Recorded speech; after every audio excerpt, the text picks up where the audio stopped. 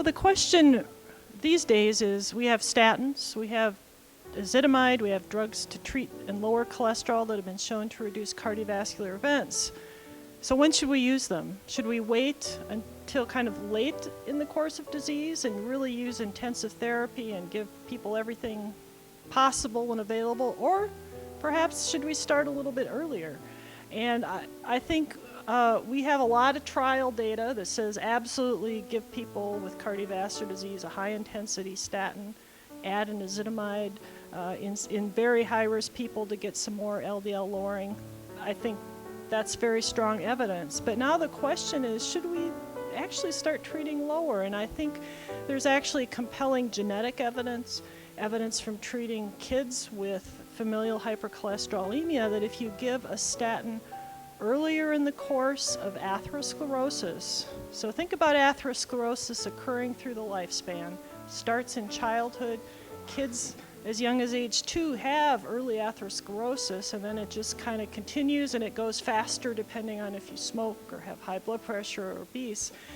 But the idea is when atherosclerosis is late, it's actually a very complex disease. There's a lot of fibrosis and calcification. There's a big burden of disease. And you can't make that go away. I mean, you can maybe stabilize plaque, but you can never make the artery normal again. So the idea nowadays is maybe we should start thinking about giving statins earlier in the course of atherosclerosis, because when the plaque is early, it's soft, juicy, buttery plaque, and it's actually very amenable to really rapid regression.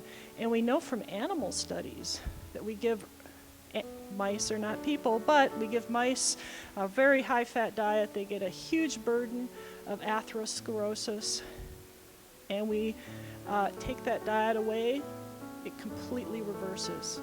The artery becomes perfectly normal again. So again, thoughts that perhaps starting statins earlier is a good idea. We also have some evidence from the clinical trials themselves of twice the relative risk reduction giving statins to low-risk people than if you wait till they're older with advanced plaque. So I think a lot of converging lines of evidence.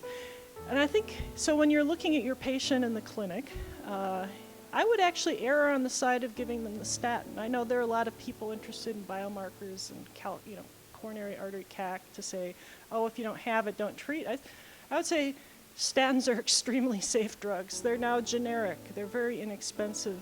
When we've looked at them in clinical trials, they're the same as placebo in terms of safety, moderate intensity statins. So I would actually err on the side of giving statins to lower risk people, because you're going to actually get twice the bang for the buck. So maybe another way to think about this is, here's the trajectory of atherosclerosis through the lifespan, ending in events. We're treating up here, typically. Maybe we should start treating down here. We've prevented all those events. And so I think people kind of need to maybe change their attitude about statins and be more positive about them, because statins save lives in low-risk people and, again, are very well tolerated in healthy people. So I think that's an important message. We have other drugs for people, for example, ezetimibe now, that's been shown to incrementally reduce events on top of statins. I would tend to reserve that for people with genetic hypercholesterolemia, so those familial hypercholesterolemia patients whose cholesterol is so high. A statin, even maximal statin, you're still going to have a high LDL. Try to add ezetimibe or PCSK9 inhibitor now to try to get that as low as you can, hopefully below 100, and that should really help these people with a high genetic risk. And then I would also maybe think about ezetimibe in people who have cardiovascular disease plus diabetes. Those very high-risk people. I think that little bit of extra LDL lowering is probably going to be beneficial. And then, of course, the last group of people are the statin-intolerant people. So I would, if people can only tolerate a little bit of a statin, I think ezetimibe, adding that is a good option for them as well.